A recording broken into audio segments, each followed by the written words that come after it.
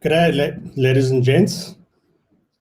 Just want to confirm that audio is working.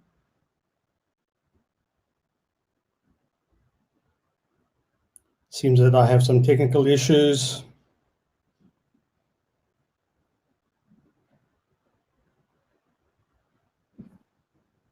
Oh, it's working. Fantastic. I thought for a second I had some technical issues. Not a great start to our webinar. Ladies and gentlemen, friends, colleagues, everyone from Africa, welcome. It's very nice to see you again. It's nice to be with you again. We continue in our African exploration of AI and CX. This is one of a number of webinars that have been put together by our friends Machine Learning Africa. So I'd like to take the time to welcome you to our AI in Customer Experience webinar. So, usually I start with this introduction because we all know in these disruptive times, designing robust and effective digital customer experience is very essential for any organization to succeed. Exceptional customer experience, as we refer to it sometimes CX, it leads to improved client retention and to revenue growth. But in addition, many organizations are also deploying AI, artificial intelligence, alongside other technologies in order to improve their customer experience. I'd like to thank our event sponsor, Freshworks, the parent company behind a suite of products including Freshdesk, Fresh Service, Fresh Sales, Fresh Caller, Fresh Team, Fresh Chat, and Fresh Marketer. All of these products are designed to work together in order to increase collaboration and to help teams better connect and communicate with their customers and with their co-workers. So my name is Eldon. I am, for my day job, the Director of Customer Experience for the CX Group. We see our role as helping brands create the greatest customer experience stories, specifically in Africa, where we want to start creating the best customer experience stories across the African market. We have been exploring AI and CX across Africa. I myself have been doing so. This week, I've actually been playing around with a bunch of international solutions to do my own AI-driven text analysis and sentiment analysis. So it's interesting for me to actually, jump into the technical side of AI and understand for myself what goes into understanding voice of the customer solutions, and how that kind of data analysis leads to insight that starts to inform customer experience strategies. So during today's conversation, we're going to explore that a little bit more. We're going to have a presentation from Ashwin Sankar from Freshworks. He's going to be talking to us about using AI and automation in order to transform customer experience. We're going to have a presentation by Shane Petersen. Shane is the Managing Director at Origo Africa, and he's going to speak to us about enabling AI, enabling uptime, and using that to drive customer experience and customer experience outcomes. Later on in the afternoon, we're going to have a Q&A session. So we're going to have a three-way conversation where I will moderate, but we will bring in Francis Cirrus, who's also part of the Freshworks sales team, as well as Shane Petersen, and we'll be exploring some topics around AI and CX. That's going to cover what Freshworks is doing in this space, as well as some of the learnings from Shane in his role as previously being someone who looked after the elements of the customer value proposition at Shell, as well as what he's doing now at Origo Africa. So very, very interesting lineup. We hope you're going to sit back, enjoy, relax, and enjoy the conversation with us, really. So let's introduce our first speaker, who is Ashwin Sankar. Ashwin is a very versatile professional with a flair for sales, business development, and customer relationship management. He's always looking forward to meeting new people and making new connections. After all, it's the people that no one imagines anything of who do the things that no one can imagine. Ashwin is currently at Freshworks, the parent company behind all of those products we mentioned earlier. And we know that these products are designed to work together to increase collaboration and help you connect better with your colleagues and with your customers. So Ashwin, very nice to see you again. We're going to invite you to turn your camera on. To get going, I would really like to understand from you, for your talk today, who ideally is your target audience? So for the message that you're sharing with our African colleagues today, who are you looking to speak to? And then we're looking forward to hear from you from your presentation today. All right, so thanks for that introduction, Eldon. Unfortunately, I'm not able to switch on my video because there's some bandwidth issues back at home. So yeah, for now, I will have to make do with my voice. Let's hope that will be okay. So ladies and gents, good morning, good afternoon, and good evening, wherever you're from. It's nice to meet you all. Just like Eldon said, a quick heads up. Basically, my presentation is going to be for the next 10 or at most 15 minutes. In case you are a IT professional or a customer service or sales and marketing professional, we are going to cover on a high level the solutions that we have to offer here at Freshworks that could aid your organization's capabilities, as well as give some recent trends, up-to-date modern trends in the AI space with respect to customer experience. In case you have any questions, feel free to drop it in the chat box available. We could always cover them in the session post the presentation as well. So I'm going to share my screen with you. Please confirm once you're able to view it.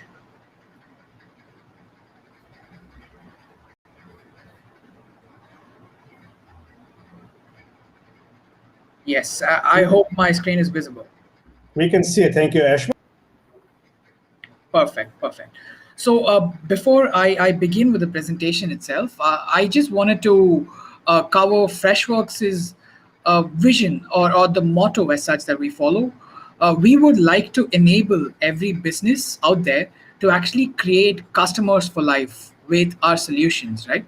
So this is basically aided by our solution portfolio, right? Let's just give you an idea of the company as such. So we were founded more than a decade back in 2010.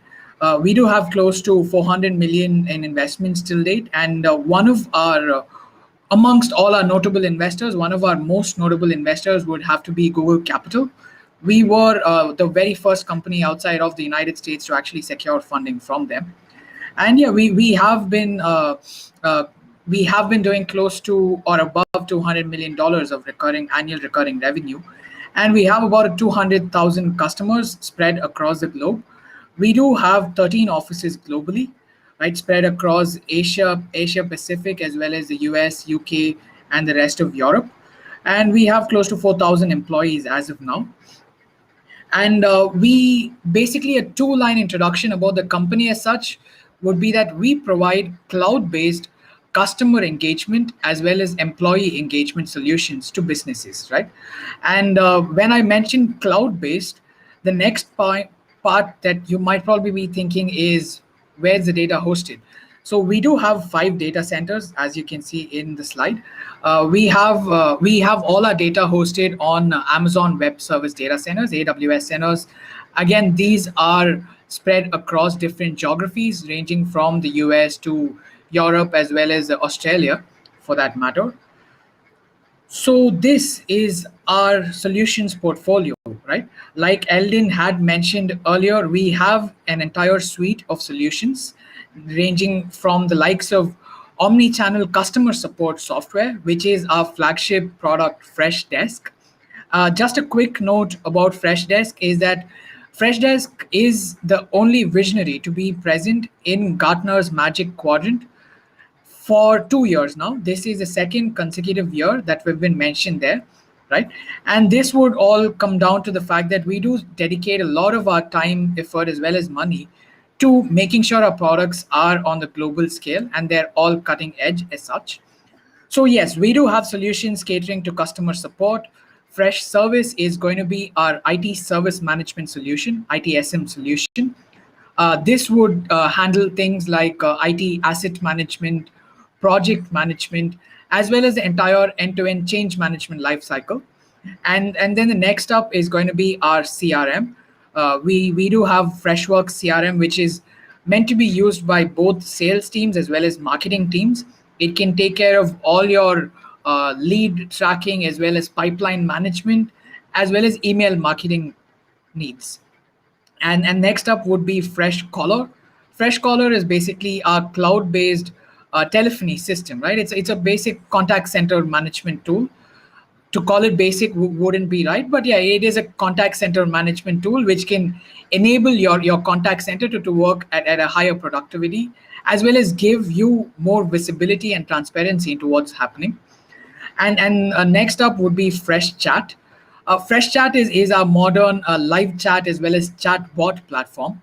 One key thing about this is that Fresh Chat is one of the very few Facebook business partner approved solutions, which means we have a native integration with WhatsApp available in our solution. And this has basically gained us a lot of traction in the African continent specifically. We have seen a number of businesses across Africa use both Fresh Desk as well as Fresh Chat. Just some off the top of my head would be Stewart Bank, the UBA Group, Sterling Bank, as well as the Liquid Telecom and Sanlam Life Insurance, right? So the next, or the last, or the second to last solution is going to be Fresh Team. Fresh Team is a relatively nascent product. It's basically our HR platform in which you can track your employee onboarding, employee offboarding, as well as do some payroll related functionalities. Yes, and these last solutions are still in a very nascent stage. We haven't actively started approaching our prospective customers with these yet. But to give you just a quick overview, Fresh Success is going to be our customer success software in which you can actually track how happy your customers are with the products or the services that you're offering, and analyze and see whether product adoption is up to the expected mark, and in case it isn't, you can handle it. Fresh Ping is basically used to monitor website uptime and downtime, and in case there is an issue with your website, it's going to give you an alert, sort of like an alert management software. Fresh Status is basically used to just ensure there's better downtime communication, and that is a gap that we had identified a long time back. We are working on it. So that's basically a wrap on our solutions portfolio as such. In case anybody has any questions on the solutions we have to offer, like I said, just feel free to drop a note in the chat box. We'll make sure to get back to you. So let's move on to the topic of today's webinar, right? So AI in customer experience. So we do know that customer behavior has changed, right? In fact, just imagine us as customers, aren't we more comfortable reaching out to businesses online rather than actually walking up to a store or walking up to some other business to have your query addressed? Customers today live their entire lives on digital media, right? So there has been a 50% increase in the usage of messaging apps like WhatsApp, Facebook Messenger, as well as Telegram during the past year. And this is only slated to go up as more and more people start adopting internet as such. And this might be a little tricky, but this is true. Most of us have minimal to no patience at all. I wouldn't blame us, right? The average attention span for the modern customer is 8 seconds, right? And customers of today would prefer a white glove experience. So what this white glove experience actually means is that we would prefer to be treated as a person and not exactly another number or another ID in their database, right? We really value customer experience, and the way we're treated is very important to us today. So all of this has basically led to a rise in customer experience expectations, right? Customers would want businesses to address them wherever they are, whenever they want, as well as just make it customized and personalized to their needs. So even today, wouldn't we prefer if your issue was just addressed in just one click or two clicks, right? That one click resolution is something that is developed to be a lot more important and is just going to grow over the coming years. So I'm just sharing a few snippets with you on the screen. These are from different news articles over the course of 2019, 2020. And if you see these, I'm sure one common thread that links them all that you would be able to identify is going to be AI. Giants from the likes of Facebook, Amazon, Vodafone or Vodacom, as well as HSBC and AirAsia, they all have started using or have started implementing AI in some form or another over the course of the past few years. So this is it, right? The world is shifting to a digital customer experience.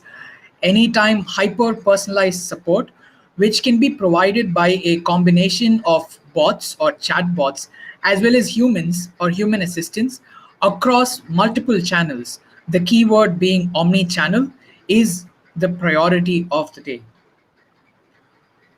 So the need to provide consistent and superior customer experience is actually driving more and more investment in artificial intelligence.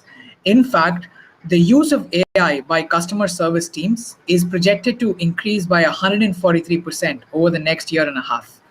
So this basically is an indication that in the coming year or two, we're going to be seeing a lot more interaction with AI in our day-to-day lives, be it you placing a phone call or you sending an email or even a WhatsApp message.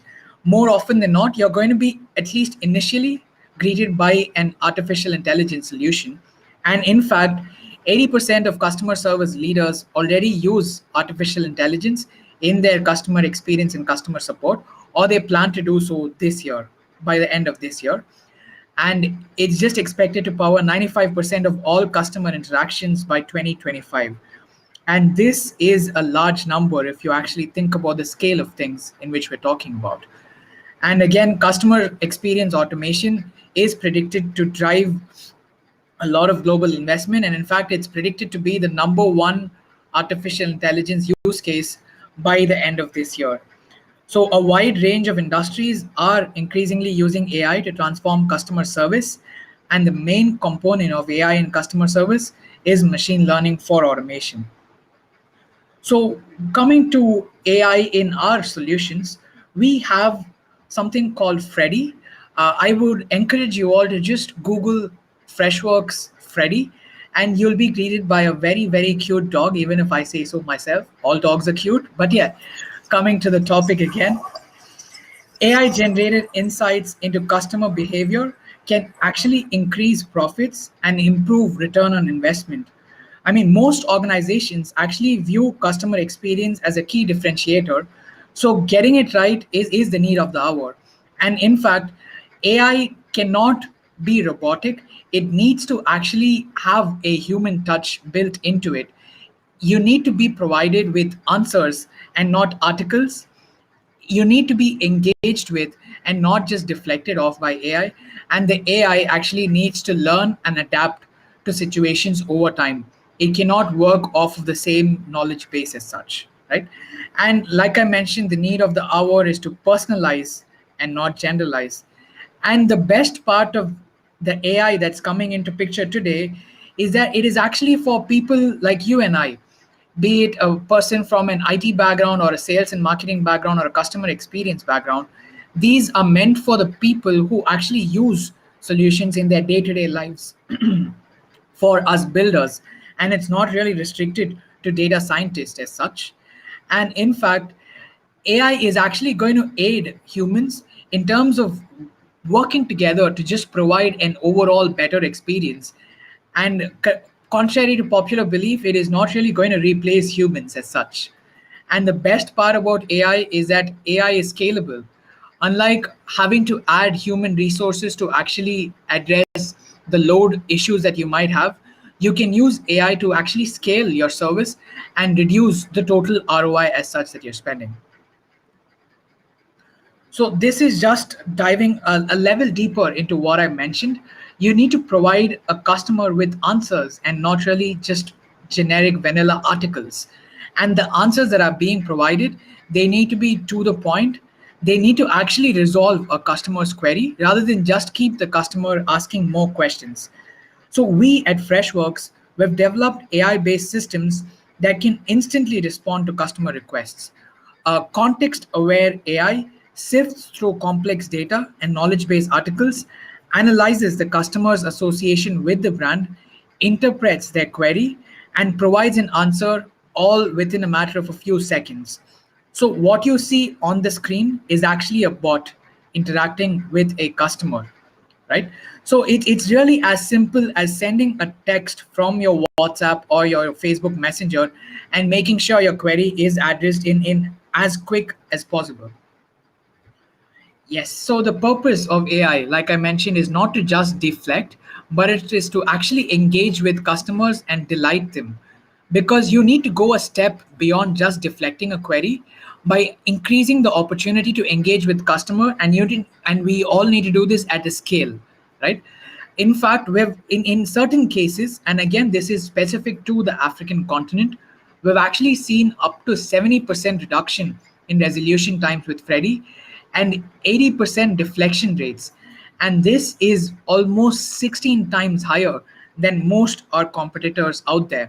So low turnaround times lead to higher customer satisfaction scores, a better perception of your brand's ability to handle future issues, and an overall reduction in the churn of customers. Yes, so AI should learn and adapt over time. It cannot be static. Freddy, like I mentioned earlier, uses machine learning to learn and constantly adapt to make sure that its agent responses and user feedback is taken into consideration with every interaction, right? The same actually can't be said about most of our competitors because they mostly rely on keyword based searches, and there's little to no sentiment analysis that goes on in the background, right? Our AI actually uses data analysis to continuously learn and improve, and it actually gives you a highly accurate understanding of your customers at the end of the day. Yes, this is just an example of personalization, right? And I did mention Freddy. You can still see Freddy here too. So this is an actual bot interaction that happens, right?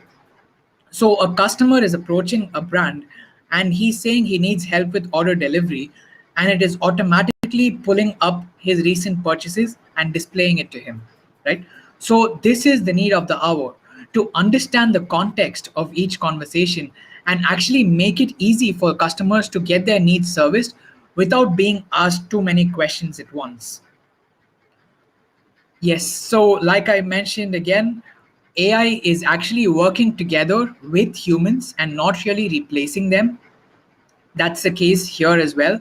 Freddy actually uses bots to unlock the true potential of agents, right? Your customer service staff or your sales and marketing staff.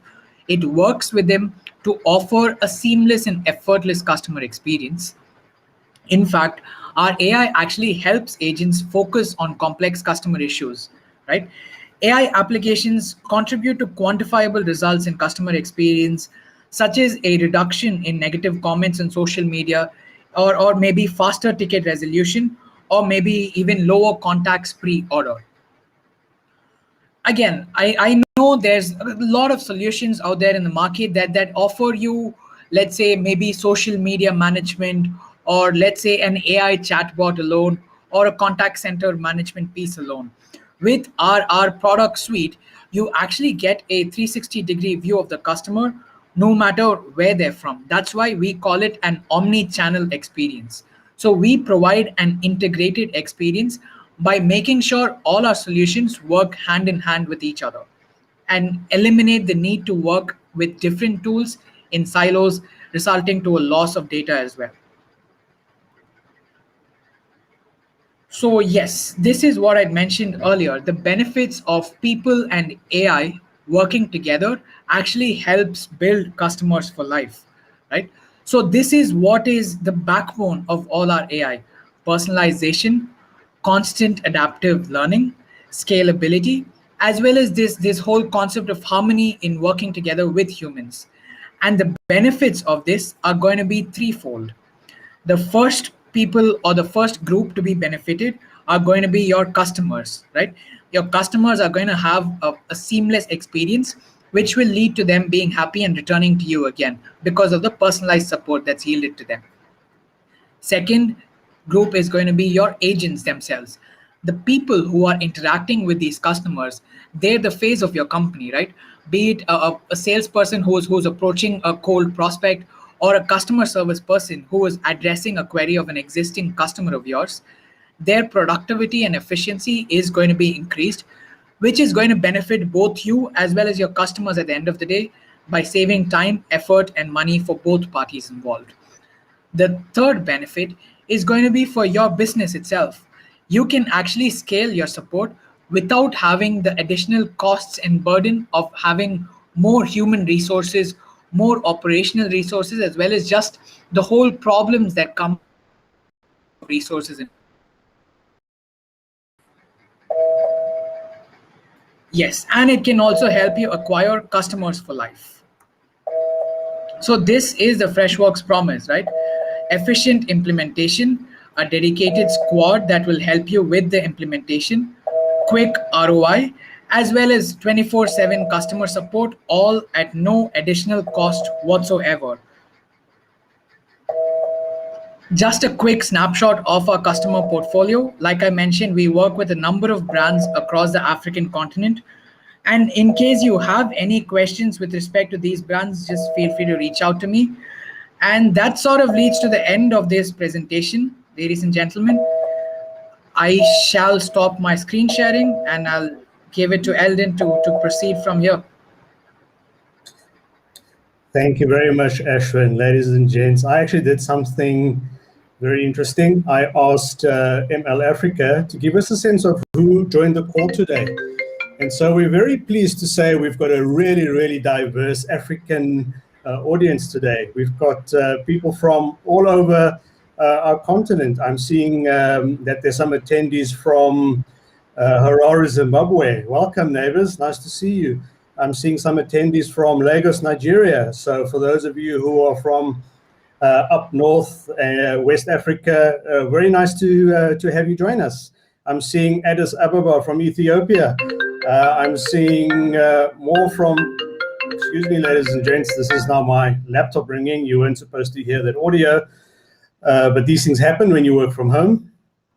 So really diverse audience from across Africa. Uganda, Kampala is on the list. So very, very, very, very nice to see. We know that the average age in Africa is about 19 years old. So we've got a growing, ever burgeoning population. And I'm interested to see to what degree Africa can equip its young workforce in order to be even China's China, right? So the average wealth in China is increasing, and the cost of production, the cost of creating goods, products, and services increasing. And that's a wonderful opportunity for Africa to upskill its youth to be able to take over from where China is today.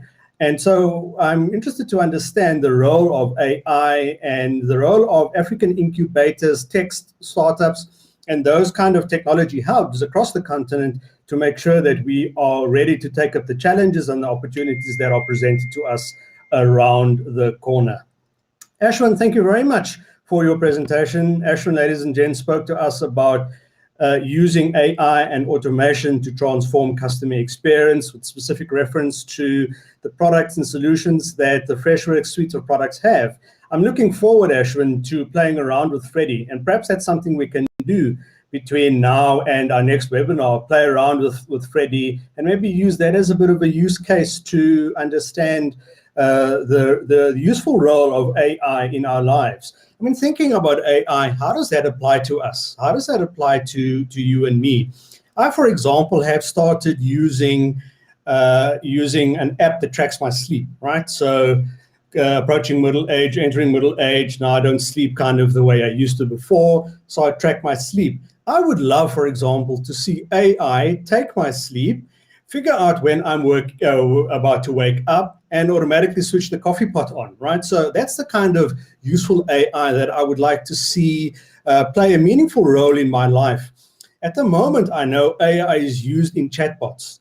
And so it's a very linear decision tree logic that is being set up. So we use AI, machine learning, and that sort of thing to train our computers to do what if logic. So if I choose this, then that happens. If I choose that, then that happens, in order to provide answers. And I'm looking forward to see a far more immersive, integrated AI in my life, so that it does the boring things as a human that I don't really want to be doing. So maybe in our Q&A, we'll discuss that a little bit and see if some of our panelists have a view towards that kind of AI.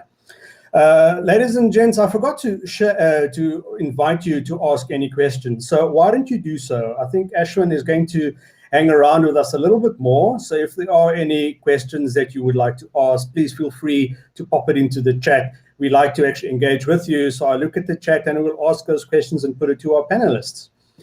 So any questions for Ashwin, please shoot through. We're going to move over now to Shane Petersen. And I would like to extend the same invite to you all. If there's any questions about what Shane is presenting, pop it through and we will ask Shane to address those questions after his presentation. So you're all going to think I'm joking. Last time we did this, we had Professor Morné Roberts-Lombard, who's a very significant individual in my life. He was my university professor. Today we have Shane Petersen, who is also a very significant individual and friend in my life. I met Shane probably 3 or 4 or 5 years ago when he was at that stage, forgive me, Shane, Shell, right? Shane was head of customer operations at Shell, whom we all would know as the energy company. These days, Shane is a very consummate retail and customer experience professional with a career spent mostly in and around the energy sector, including working at Shell in its downstream business in Africa and North America. So an international perspective that he can bring with us, informed by his roles in B2B and B2C, sales, marketing, operations, and customer experience, where he was applying his progressive thinking in transforming businesses from the inside out and optimizing strategic outcomes. Shane has ably led customer operations at Shell, managing massive change management projects, including offshoring and turnarounds, and winning multiple performance and safety awards as the regional manager for Shell Retail before deciding to exit mainstream corporate and start his own business in retail consulting through the franchise evolution. And the other, which has relevance for today's topic, an asset management and facilities management organization named Origo Africa. Welcome, Shane. We'd like to invite you just to explain to us very quickly what Origo Africa does, and also share to us who ideally in today's audience you would be targeting your presentation towards. So who you're speaking to, we're going to invite you to turn your camera on and unmute your mic and share with us today's presentation. Good to see you again. Yeah, good to see you too. Thanks, Eldon, for that warm welcome.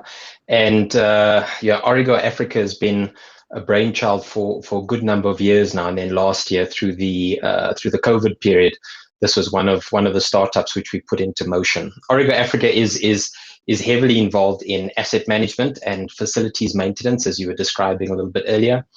And I'd love to share with you just some of the parallels which I see in the customer experience space as well as in the asset management space.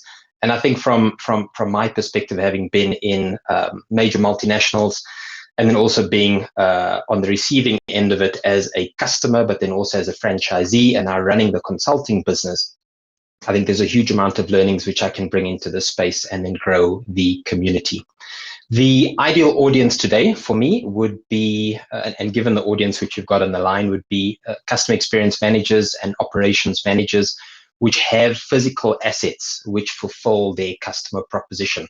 And this could be franchise outlets, this could be service branches of offices, of governments, it could also be plants and depots. So with that, I'm just going to bring up the presentation and hopefully you can see that in a second.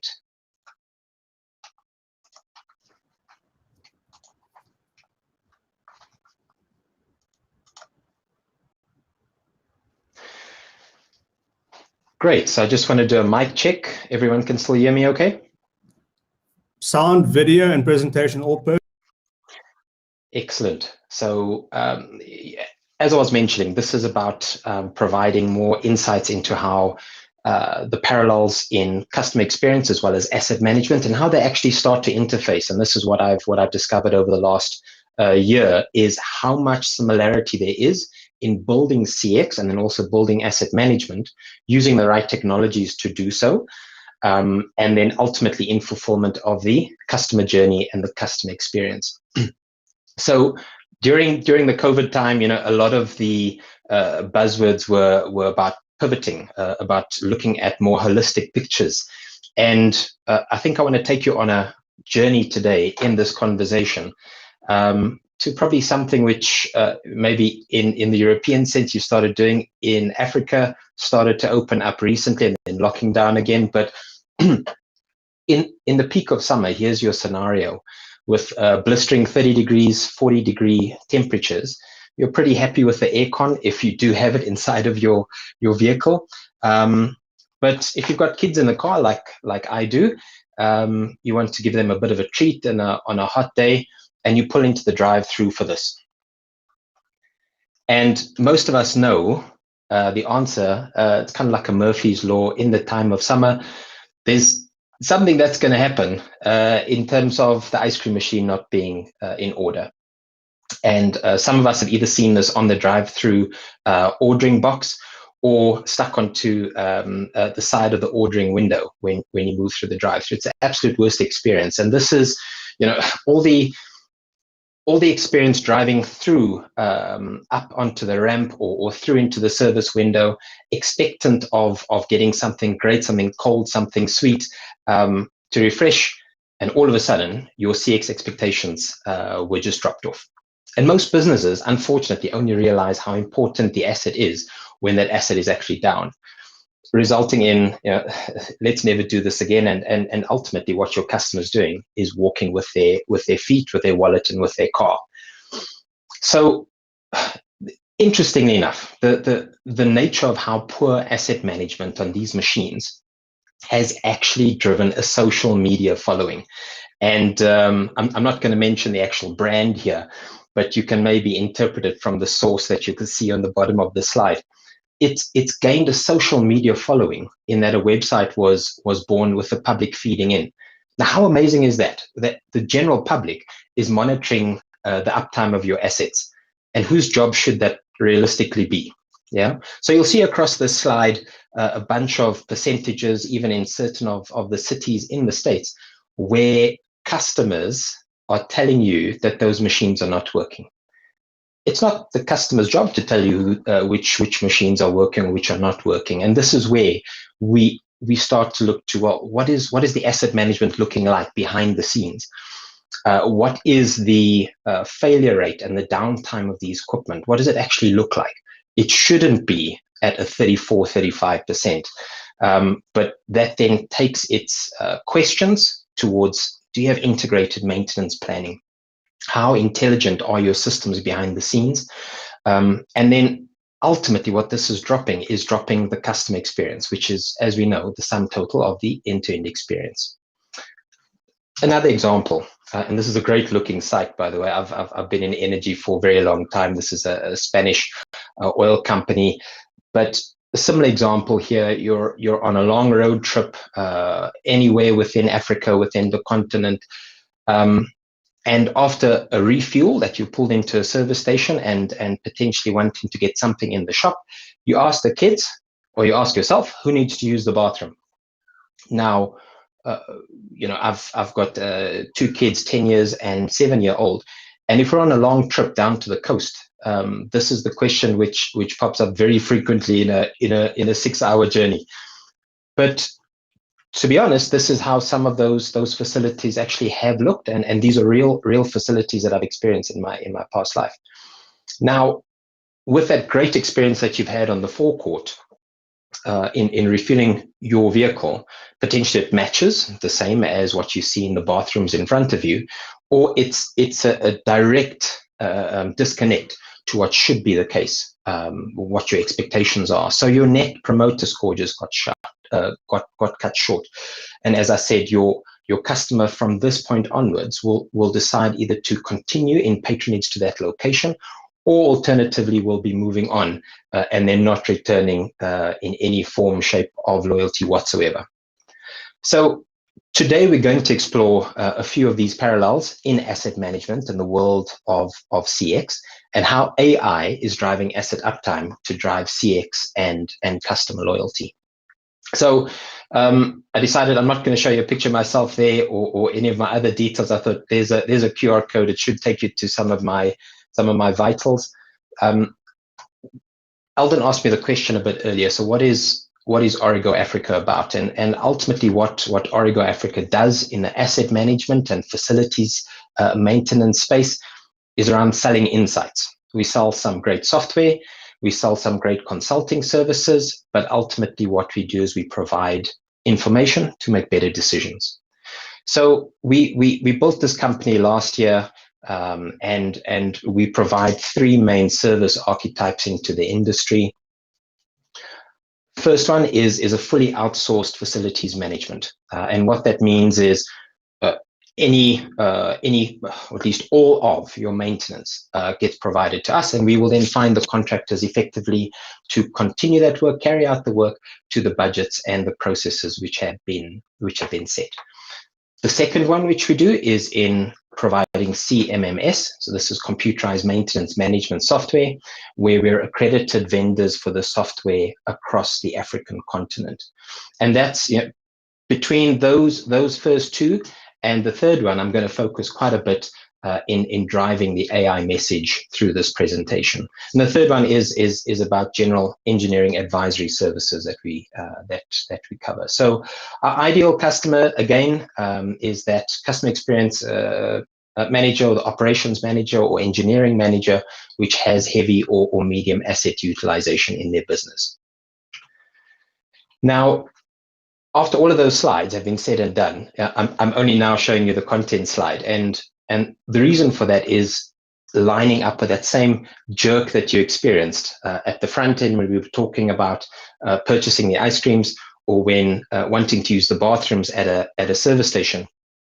This is that jarring experience, and hopefully it's not that jarring that you get disappointed you only see it now, but it goes to customer expectations. Right, and similar to what we saw before in those examples, this is a good place as any in getting your attention back into the game.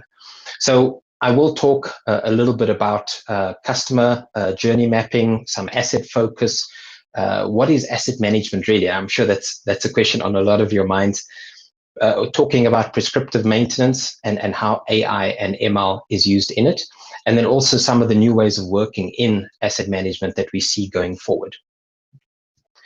So we all know customer journey mapping, absolutely critical. There's lots of great software out there, and as we know, Gartner keeps on publishing ratings of these tools, and this conference today is sponsored by one of those great tools.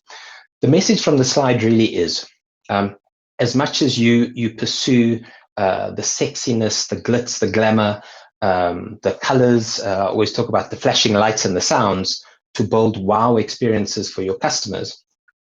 In these customer journey maps, there's one aspect which traditionally comes on day one, like we saw in the ice cream machine.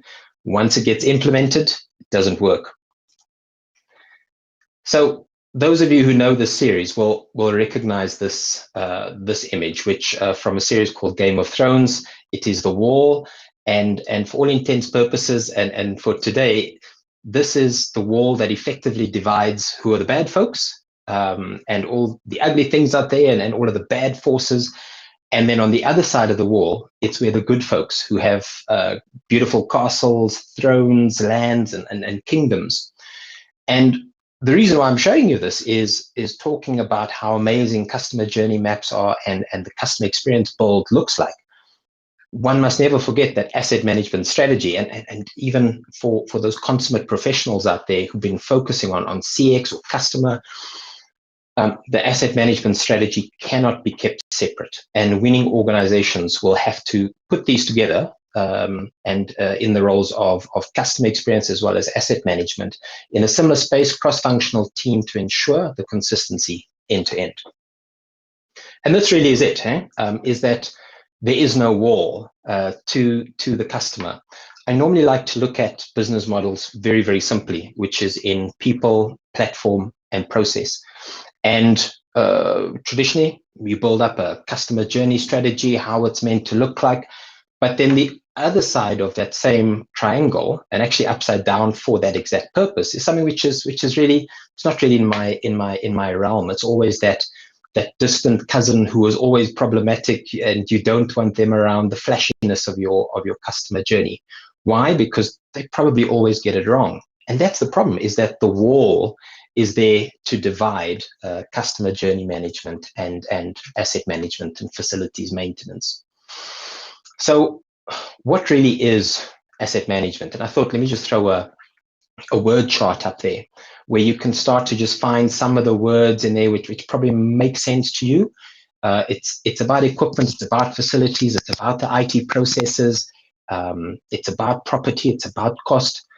But fundamentally, that last word that I mentioned about cost really is where a lot of the asset management and the facilities maintenance is unfortunately burdened with in the eyes of so many people.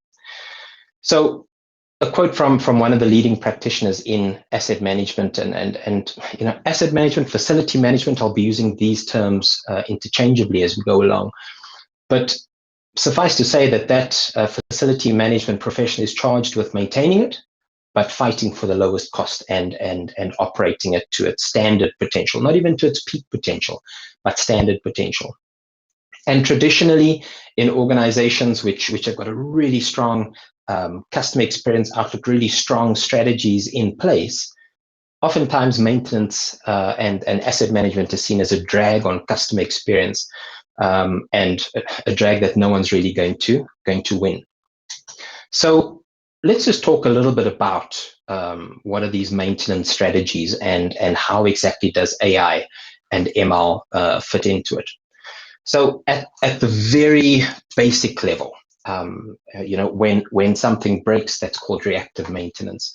The very proactive companies that we've come into touch with in our business is looking at preventative maintenance, which is, it's similar to with your car, potentially, on an annual basis, you need to take your car and your car needs an oil change, or your car needs a brake pads fitted because it's what we do on an annual basis.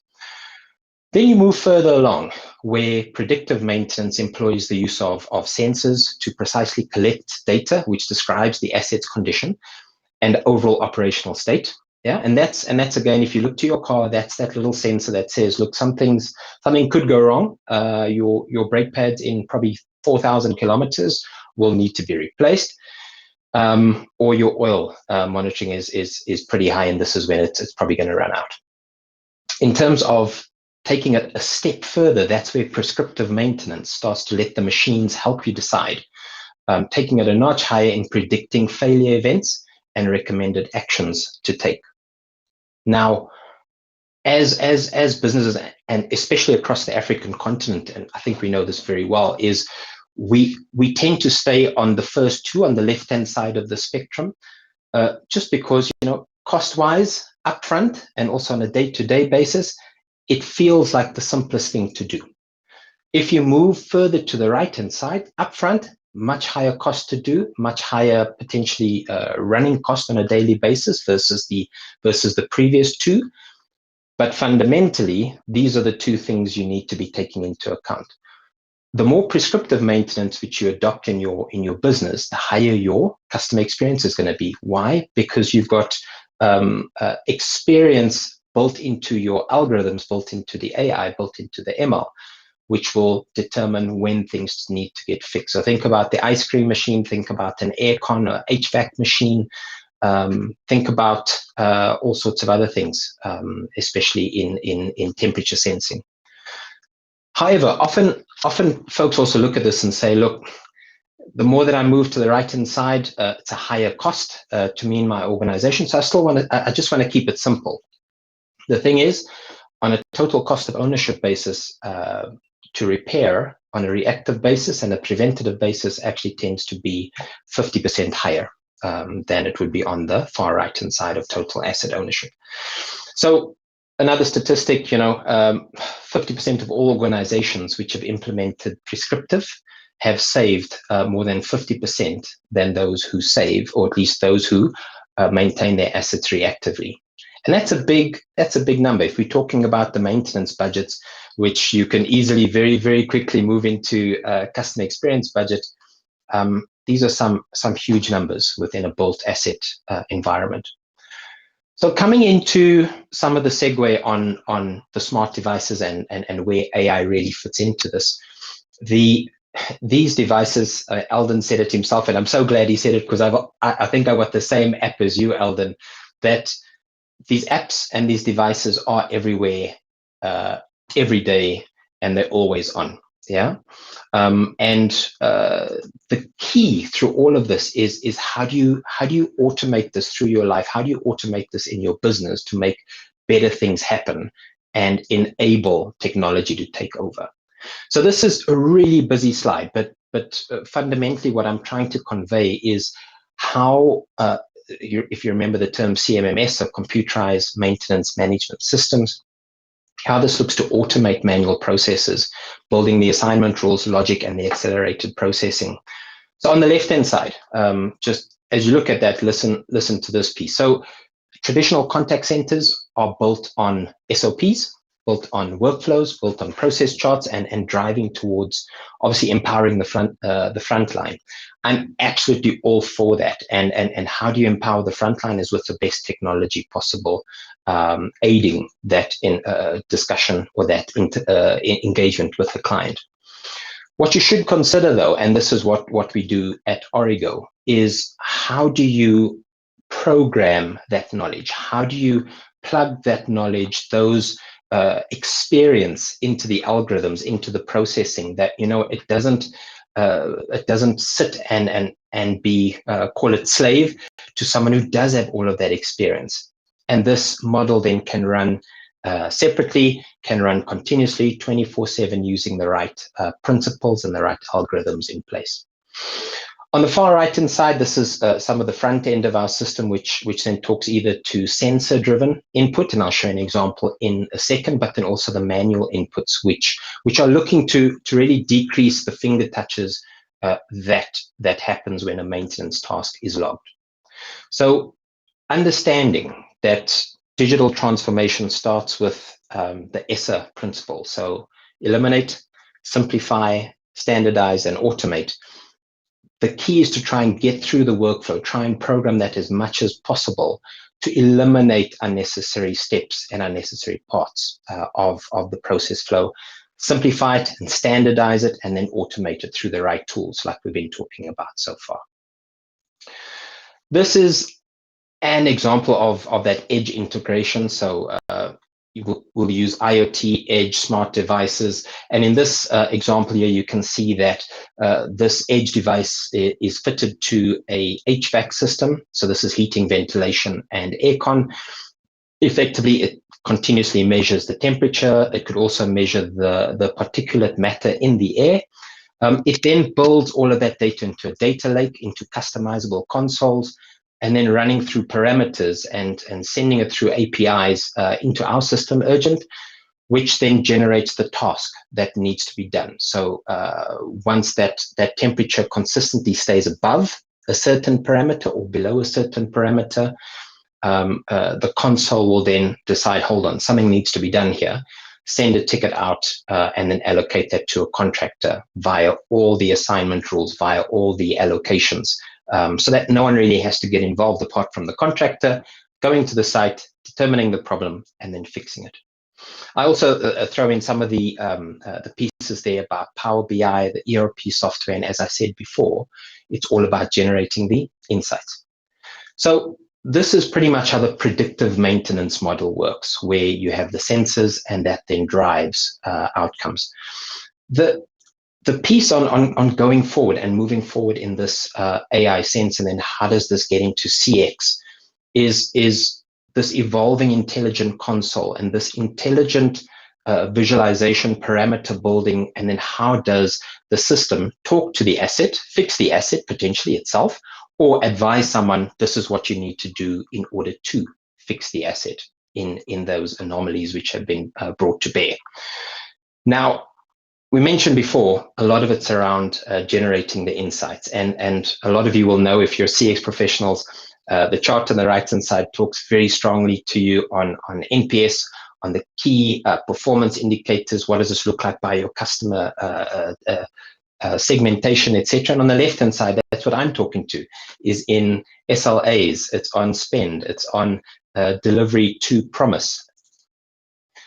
So we know that one bad experience, as we threw before in the ice cream example, hollows the end-to-end experience. And what can be absolutely beautiful from playing up the customer in that journey can be destroyed almost immediately.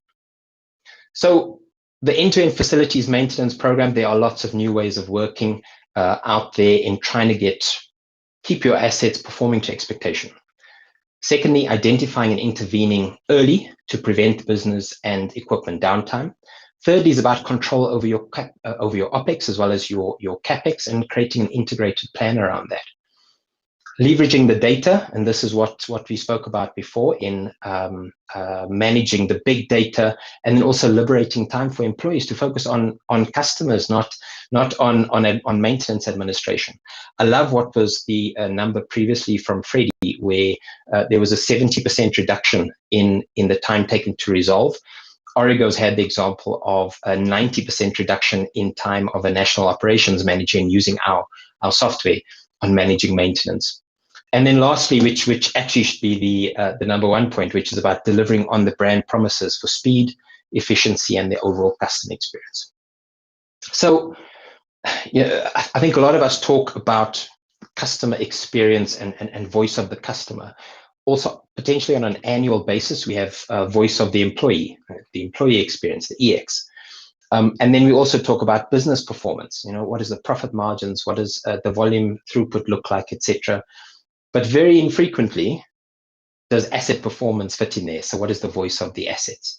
And this is an evolving piece of work to be able to slice and dice these customizable dashboards to geographic areas, customer missions, sales divisions, platforms, etc., to build a leadership-driven focus and all touch points focus within the business.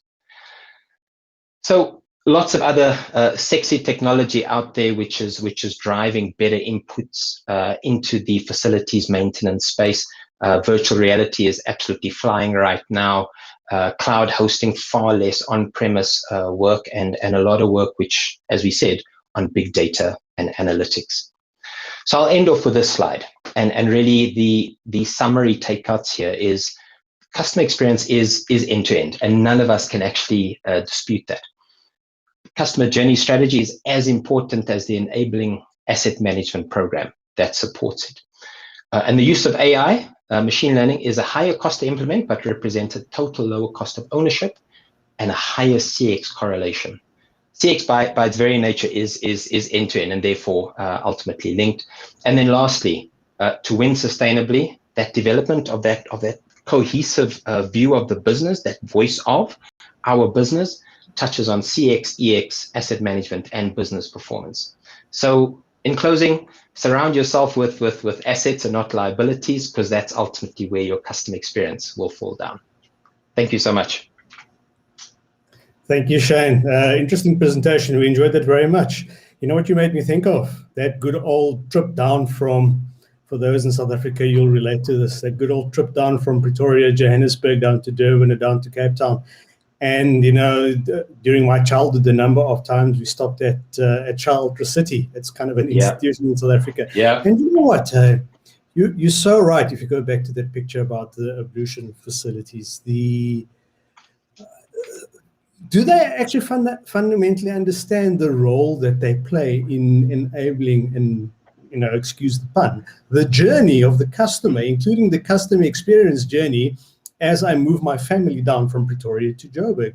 The number of times you've walked into Ultra City and it looks like that and smells even even worse, right? Now, Yugesh, my colleague, and I were actually discussing this with a customer, and this is the Disney experience. Yes. I've been to Disney. Shane, you've been to Disney. When you drive there, when you walk in, almost the first thing that happens at Disney when you walk in is they say, "Here are the bathrooms," Yeah. because when you get out of the car, it's probably the first need that you have. And the only reason why they have that insight is because they took the time to think outside in. They took the time to think what the customer's need would be. So I don't stop at Shell Ultra City because I want to fill my tank. I stop there because I want to fill my tank, buy my kids a bit of an ice cream, so hopefully the machine is working, and get a sense of relief from going to a room that looks something like this, hopefully 1,000 times cleaner, right? So those are really, really, really important things to start to think of in your business. What is the equivalent, I guess? What is the equivalent in your business of these kind of things that matter to customers that we don't often think through, or we don't think through very well because we're leading with process? So ladies and gents, attendees, I would love you to challenge me and differ with me on this and ask any questions that you want to of Shane. But I believe as a customer experience professional, we think so much about the efficiency, the effectiveness, and the things that we need to make happen in our business that make it easier for us that we forget about the customer, right? And the things that the customer needs, the things that the customers value, the things like the clean, usable bathrooms. Every shopping center, Shane, that I go to, and we know South Africa has got tons and tons of shopping centers. When I want to go to the bathroom, there's always like a 3-kilometer long alley. The tunnel of uncertainty. There you go, right? What is this? The access to a bathroom for me in a shopping center should be as easy as it is to walk into Jet, Edgar's, or Pick n Pay. Right? I think there's a huge. You're right. There's a huge amount. I think from a real estate development perspective, even from a national government office perspective, how often have, and especially our brothers and sisters across Africa, how often have you also walked into a government office, asked them, hey, where's the bathroom? Hey, we never do that. But then the second thing is how many things actually don't work. Yeah, and those are the things which really need to get embraced, because it isn't just the transaction.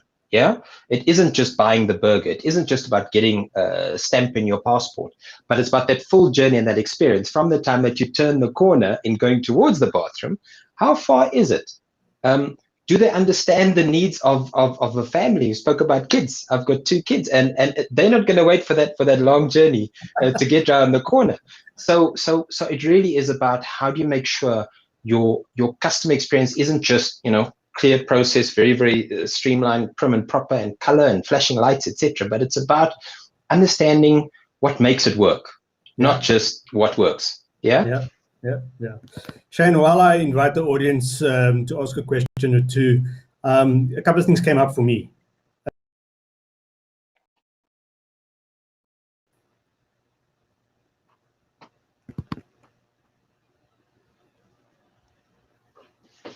Eldon, I think I lost your comms there for a second. Yeah.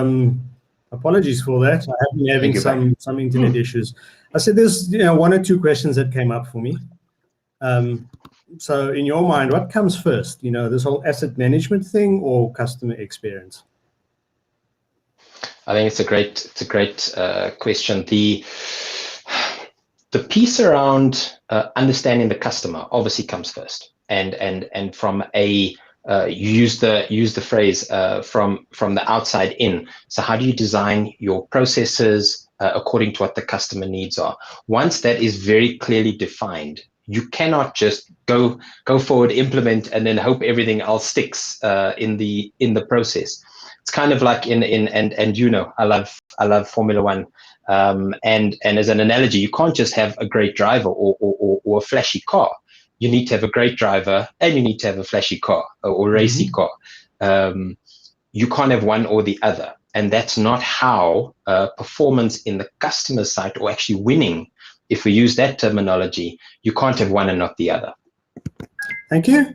And just, second question for me, where do you see AI progressing within the facilities management and the asset management maintenance space in the next 5 years?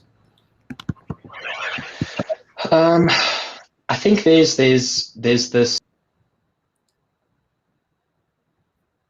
can technology do itself, so autonomously. So we know about all of the self-driving vehicles, we know about as much that just fixes itself.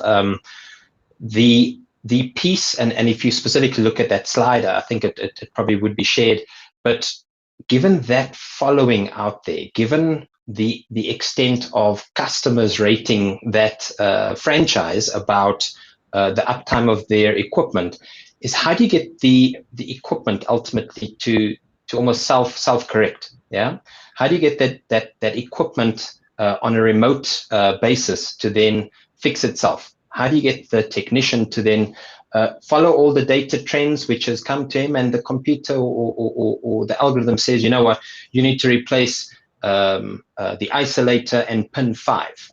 Yeah, that's all you need to do. Don't go and change this filter and that filter and that and that, but being that prescriptive to it to then get immediate resolution. I think we're going to see far more integration between CX and then asset management as we go down the chain. I think we're going to start seeing far more of enablers in AI linking the two together and making sure that there will be suitable outcomes, better results, and better experiences for customers. Okay, ladies and gents, there you heard it from Shane. Let's see, let 5 years pass. Let's hold him accountable and see if what Shane has shared with us today has actually come to life. I'm looking forward to the day where these very weird ethereal sort of ideas, where you drink a pill every morning and it goes and assesses everything throughout your body and tells you on your smartphone, all of the things, the basic things that you need to know. And actually, wouldn't that have been very useful in today's world where we find ourselves with COVID and all of the complications that COVID is causing with various people? Anyway, thank you for that, Shane. I would like to invite into the conversation now our friend Francis. Francis Serres is also from Freshworks. Francis, Shane, and I would like to have a discussion, an interactive discussion with you attendees, please. So please join us. I'm going to ask Francis if you wouldn't mind to enable your camera, enable your mic, and we've already met Shane. So I'm going to ask you if you wouldn't mind just to give the audience an introduction to Francis and what you do and what your role is at Freshworks. Thank you so much, Eldon. And hey, Shane, I should definitely let you. That was really a very good presentation from your end. It gives a lot of perspective. Quick introduction about myself. Francis Cyrus, and I've been handling sales in Africa for almost 5 years now, and it's been a roller coaster ride. I've had the opportunity to travel across Africa, from Egypt until Joburg, or Cape Town for that matter, and the region itself is so much diverse in nature, and when it comes to diversity, I hail from India, and I can really relate how much of a diversity and how much of a customer experience has evolved in a diverse continent like Africa, right? So that's it about me, and I'm really looking forward, for this session. Thank you very much. So maybe I'll stick with you for the first question, and then follow up with you, Shane. How do we see digital adoption with respect to customer engagement from the Freshworks perspective, Francis? Yeah, see, with actually, the COVID, all before pre-COVID or post-COVID, if you look at it, I would say, digitization has taken a utmost priority, since maybe March 2021, right? With it's not a luxury anymore. Companies have to be digitized, have to have virtual channels open for their customers and reaching out to them. So the digital, or the digitization has become a need of the hour more than any luxury anymore. So that's what, and Freshworks has been a pioneer in digitizing the customer engagement since our inception itself, right? So Fresh Desk was found because of a bad customer experience. Obviously, that's a whole story to it, and I would love to explain it, but it's all over the internet. So that's what our company was. A company was born because of a bad customer experience that our CEO had.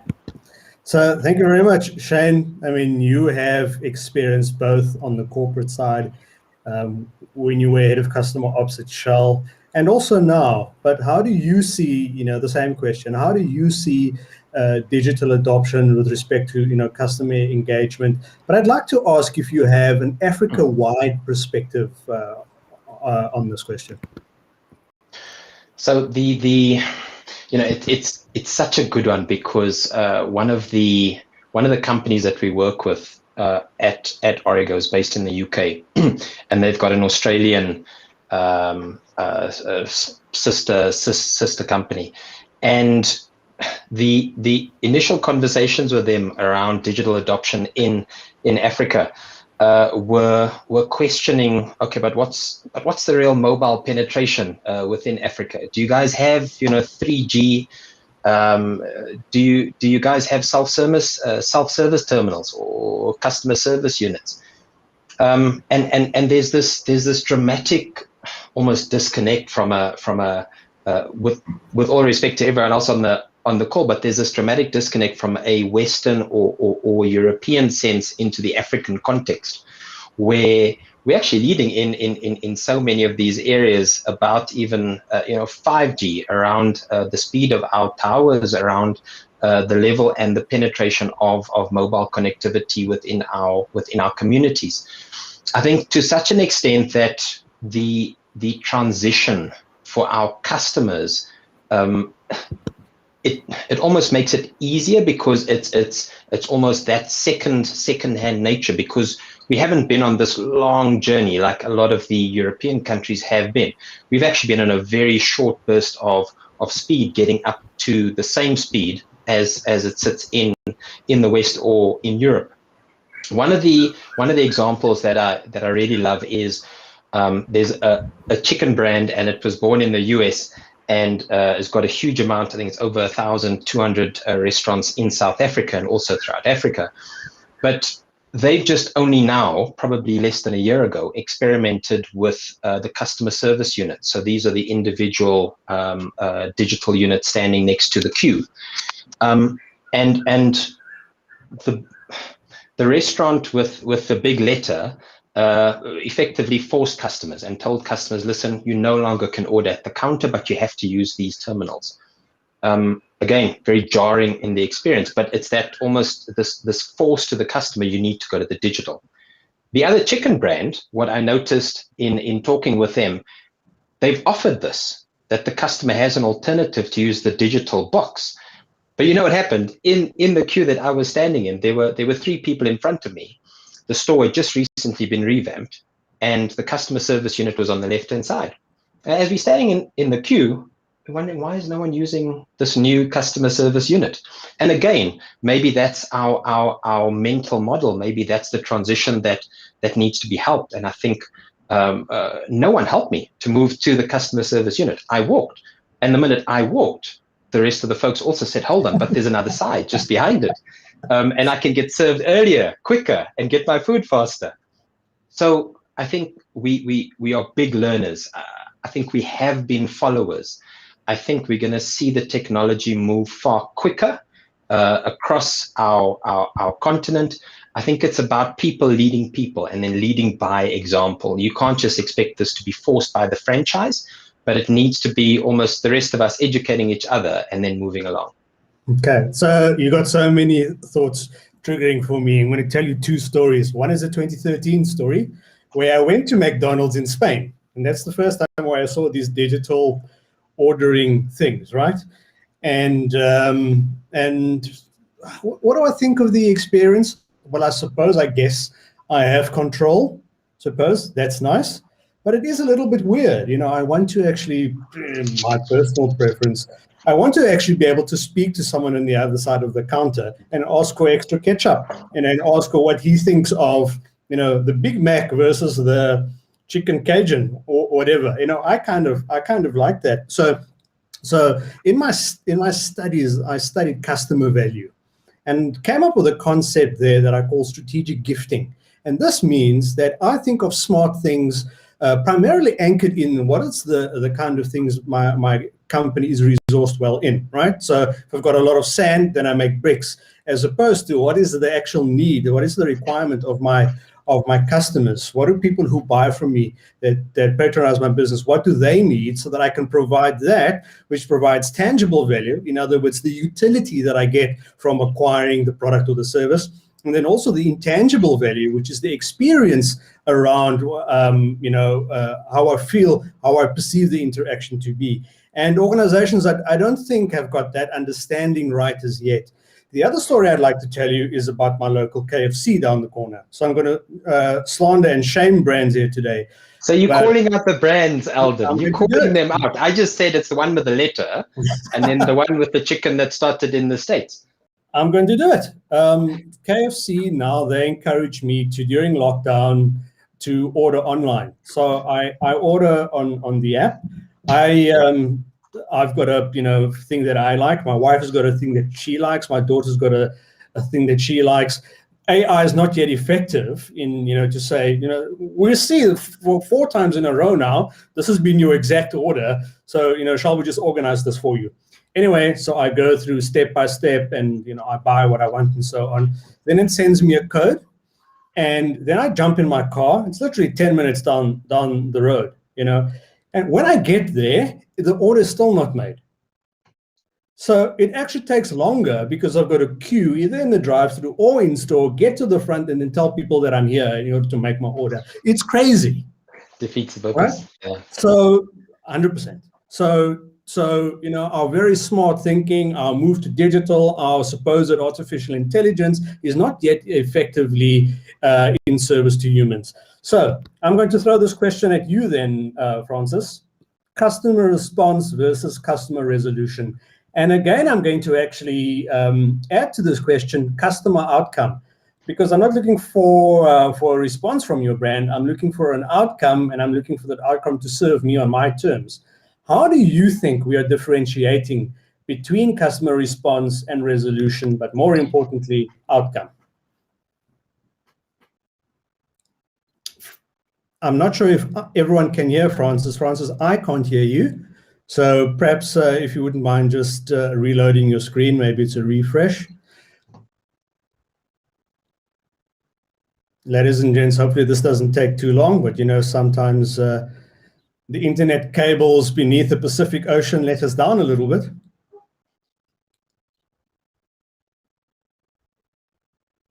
Maybe we can ask that question, Shane. How do you, advise your clients, your customers around? Francis, okay, I'll give Shane some time to think of the same question.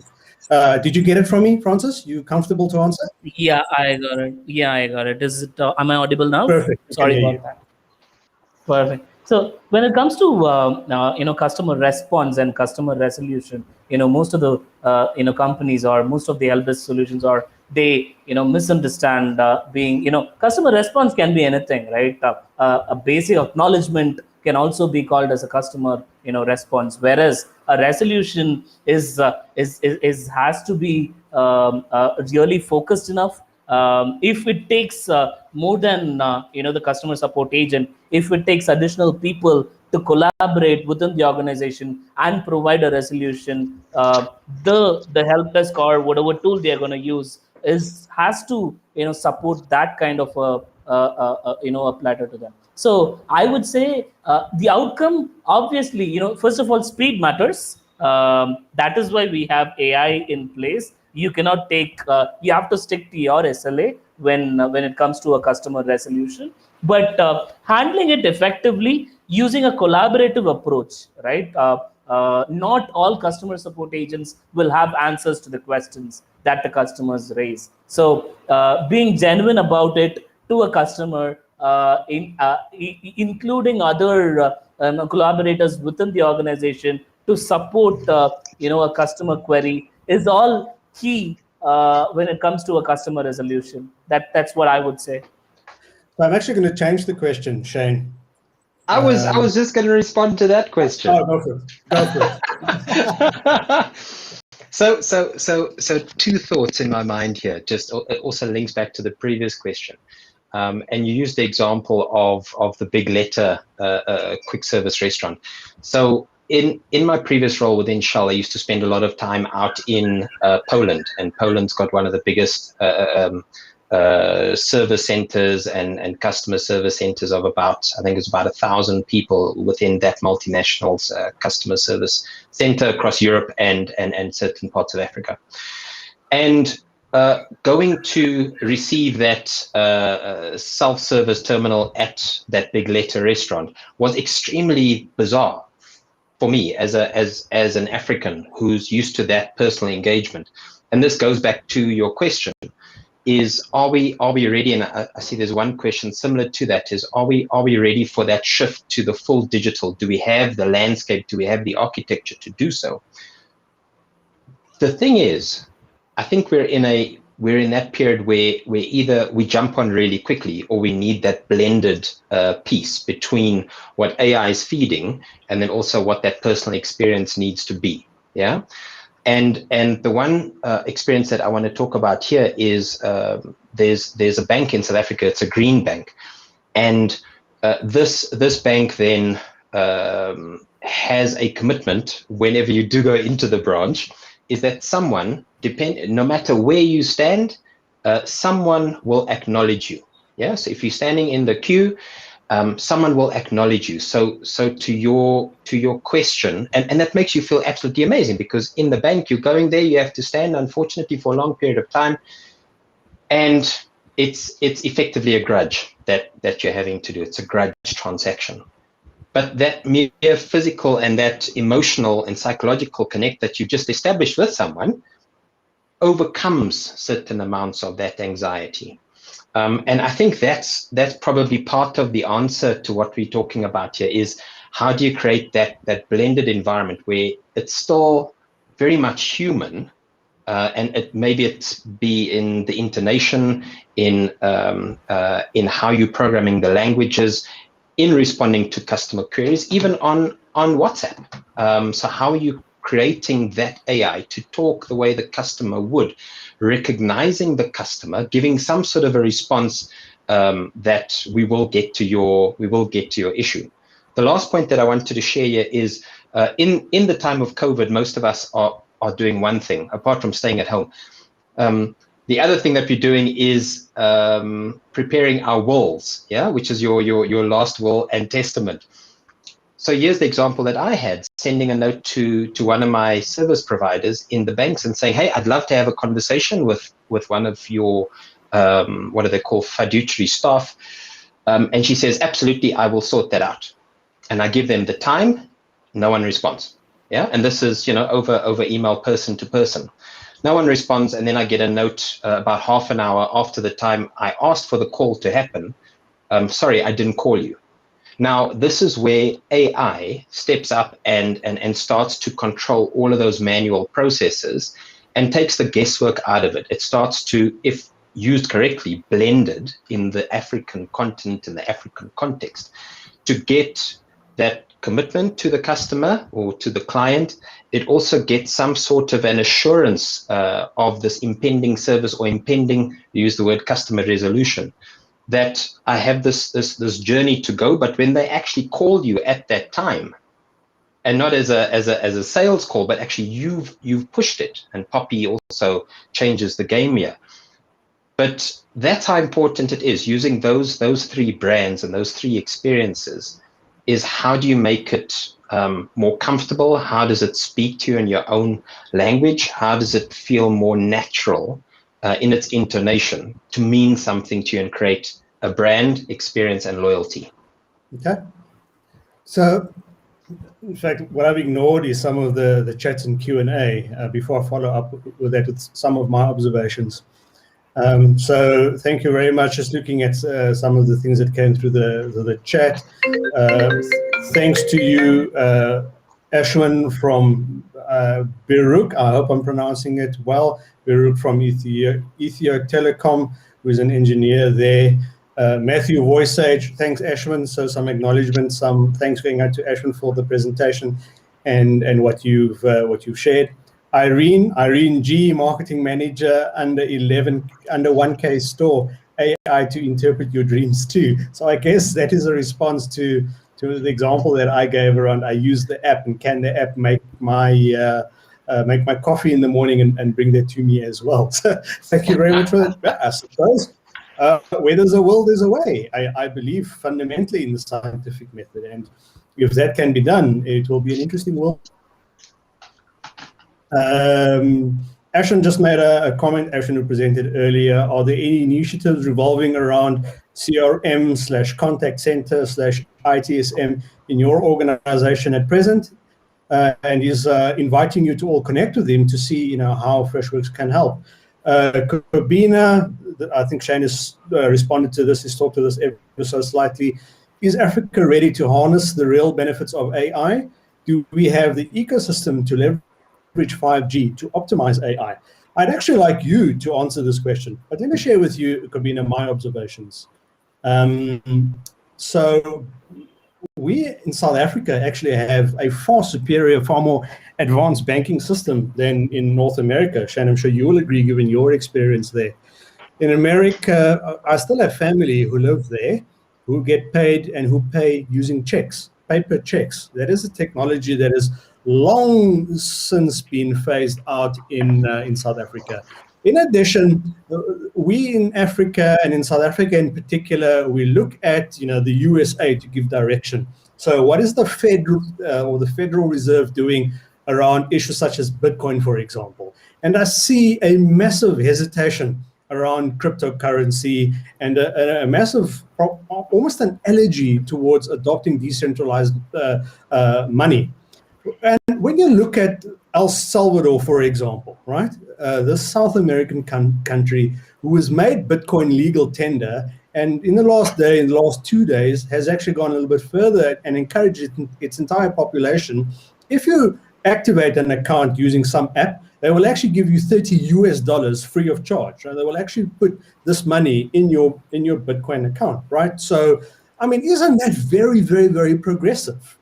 And when you talk about 3G, 4G, 5G in Africa and us leading some of those technologies, I think back to my own experience working in Vodacom. Now, Vodacom is South Africa's leading mobile network company. They've also got a bit of a presence in some African countries. I can remember when the CEO said that doing business in Africa used to mean that I walk half the day to my friend's house on the other side of town, get there just to find out that he's not there. Then I sit in the sun all day waiting to have a bit of a chat, and I have the same journey back. Now I can use this device. They looked very different, of course. Can use this device and do that business remotely very, very quickly. That's the kind of difference we are making, right? So we think about this now. Where is Africa? Where is the developed world? What are some of the challenges? I mean, I'm sitting in Johannesburg at the moment. Right next door in Eswatini, there's this sort of civil unrest going on. Right next door in Mozambique, in the northern part of Mozambique, there's the civil unrest going on, right? So when we think of the African challenges, are we ready for AI, the technological revolution, the fourth industrial revolution, all of these things? I think it's a fascinating question. When you look at China and its rise, is China a developing country or a developed country? The kind of success that it's getting out of a, quite frankly, undesirable autocratic communist country, right? I mean, these are all the things that we wouldn't have thought would be the recipe of success and wealth creation with a Western model, at least in my world. But we're seeing success coming out, right? So is Africa ready to harness the real benefits of AI? Do we have the ecosystem to leverage 5G to optimize AI? I don't know. I'd love to hear from you, my fellow Africans, what you think. So those are some of the observations that I've made. But let's return to our questions. And I'm going to ask this of you, if you don't mind, Francis, and I hope your mic is better. Given that AI requires quite a lot of expensive storage and infrastructure, a lot of data, volumes of data, powerful computing systems, how do you think in the context of Africa, SMEs, so these are small businesses, perhaps even informal businesses, can incorporate AI given their limited budgets? Understood. So when it comes to AI, am I audible? We can hear you. Okay. So when it comes to AI, actually, if you look at it, it can be very simple. It doesn't require a huge budget, to deploy. That is why we have, SaaS products, right? And ready to use products, wherein, for example, let's take implementing a chatbot solution, right? It is a very simplest form of AI that you can think about, which is gonna kind of deflect all the L1 enquiries that you get on your website. It doesn't take a huge investment to do that. But what has to be kept in mind is how do we implement it, right?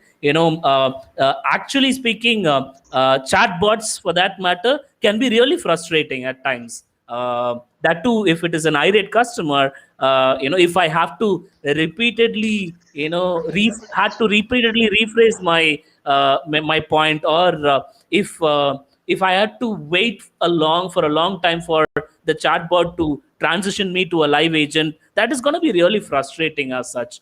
But it can be done very simply as well, right? You have to solve as many use cases as possible while implementing a chatbot, so that the chatbot knows, it's not the mistake of the chatbot, it's a mistake of someone who has implemented it wrong, right? And you really, the whole purpose of implementing a chatbot is to deflect the L1 enquiries, right? Like basic FAQs. But so the point has to be, really well thought. A decision tree has to be made in mind, and has to be implemented. And a chatbot implementation is should also help your agents, right?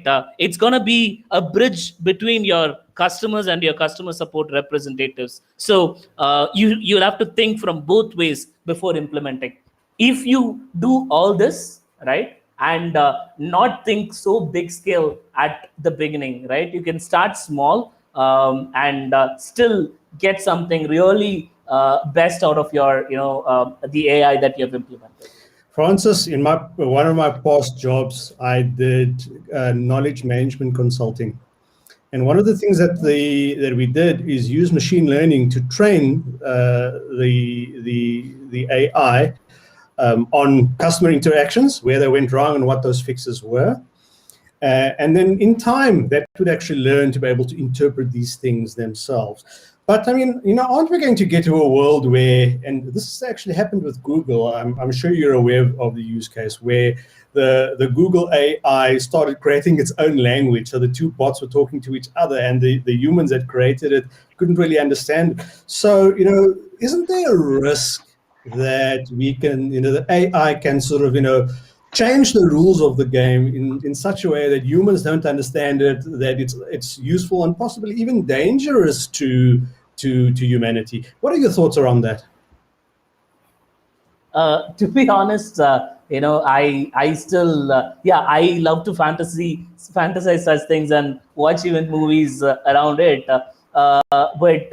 And I mean, I would strongly believe that technology can never supersede human touch, and as long as we use the technology to the best of it, we anticipate what are all the shortcomings that are going to come if you provide a lot of leverage to the AI. I think such things can be avoided, and technology can definitely be used to increase our productivity and to give a premium support to our customers. I'll give you an example, right?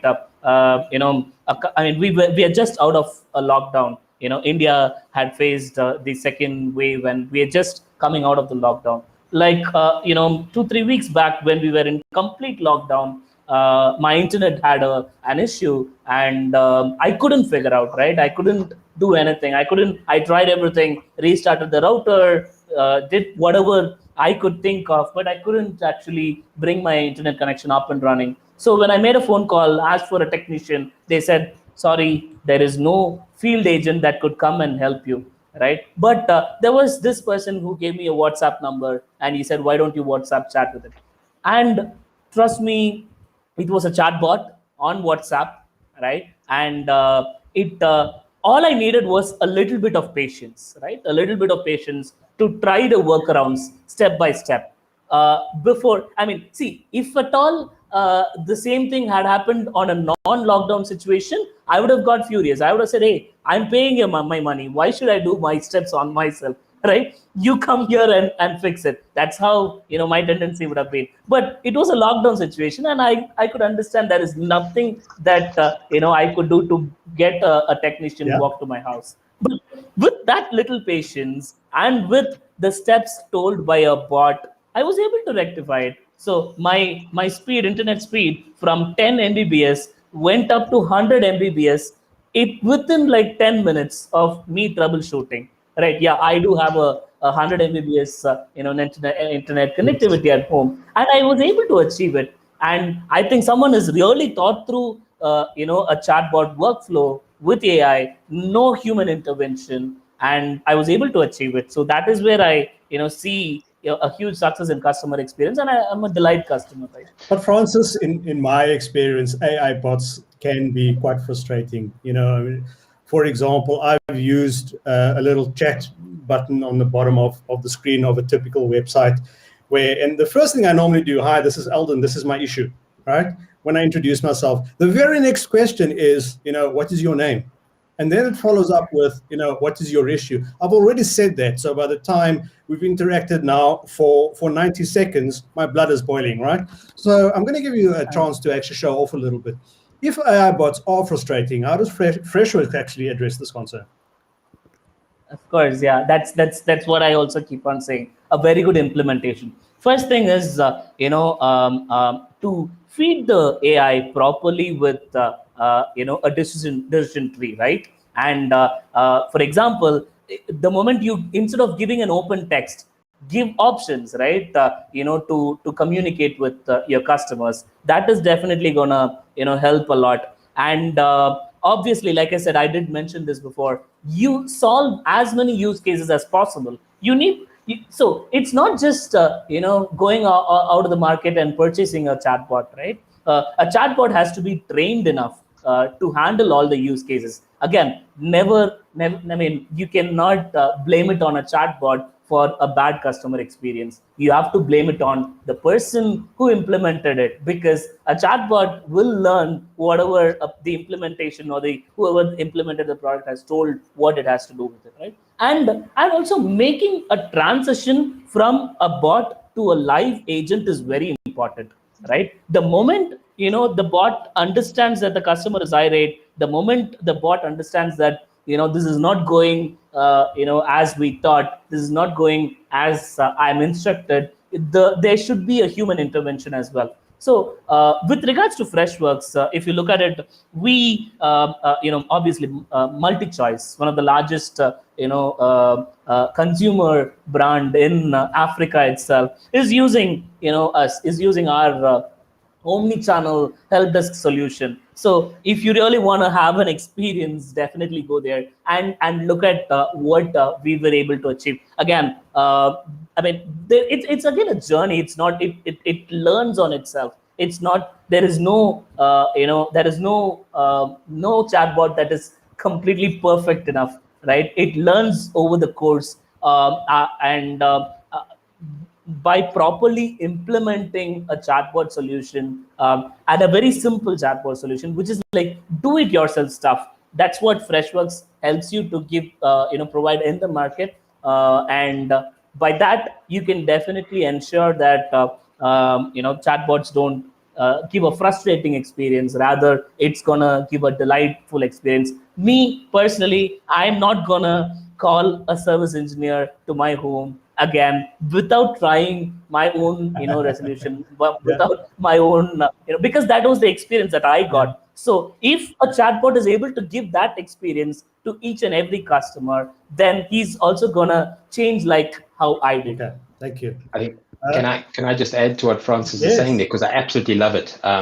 So when I was working out in Canada for a couple of years, and there's a national energy company which is in place, and when you called in, and this was back in 2004, 2005, and when you called in as a South African and you're asking, hi, I'd like to, and it's a voice recognition system back in 2004, and you're saying, I'd like to talk about my bill, and then the bot would take some time and say, sorry, I didn't get that. You would like to talk about your land, and I said, no, I'd like to talk about my bill.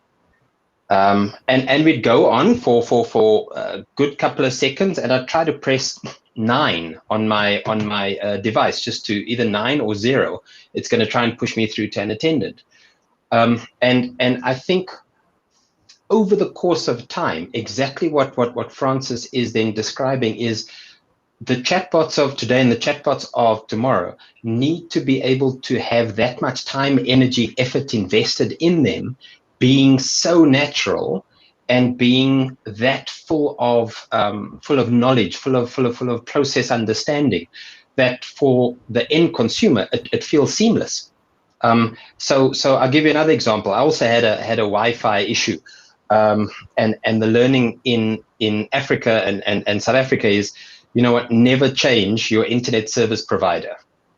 Don't look for a better deal, because if you look for a better deal, it will take 10 to 14 days for the new company to come and install, which they don't install anything. They just put in a router and then switch it on. The point is, I had issues trying to set up this new router, and it then hit 5:30, 6:30 on a Friday evening. No service agents are available to help you. And when I'm trying to troubleshoot, and the root of all wisdom is Google, and when you hit into it and you say, how do I set up router XYZ, that's effectively you translating what that bot should have told you ultimately. So I love exactly what Francis is saying, because it is how much time, energy, effort, experience, expertise gets plowed into that bot on what customers would naturally engage with. I sat without internet for that day and most of the next day to try and get someone to talk me through it. And that was Friday night, Saturday, and only on Saturday at about 10 minutes to 12 did my internet come back up. But I could have followed exactly what Francis was describing. Shane, audience, just to let you know, I got 2 phone calls earlier while we were speaking. And because I couldn't answer them, I got this SMS. So Shane, there's an SMS from my ISP, MWeb. I'm brand shaming today. MWeb, we have tried to contact you. We cannot process a cancellation without verification. So are you telling me I'm going to be without internet once this cancellation goes through for a couple of days? I am telling you that, correct, yes. Yeah, so my ISP called me, ladies and gents. That's who was trying to bother me while we were on the call. Shane, I would like to ask you the final question. I would like you to, I'll give you some time to think about it. And really, it's a summary of your presentation. If you could share your final thoughts on AI's role in customer experience today. While you think about that, I'm just going to look at the comment that came through from Kobina Atabedu, consultant at Independent. And I guess you were talking, or you're responding to what I said around Bitcoin, decentralized finance, the role of the US Fed, and so on. And you said progressive, question mark. What's the economics behind it?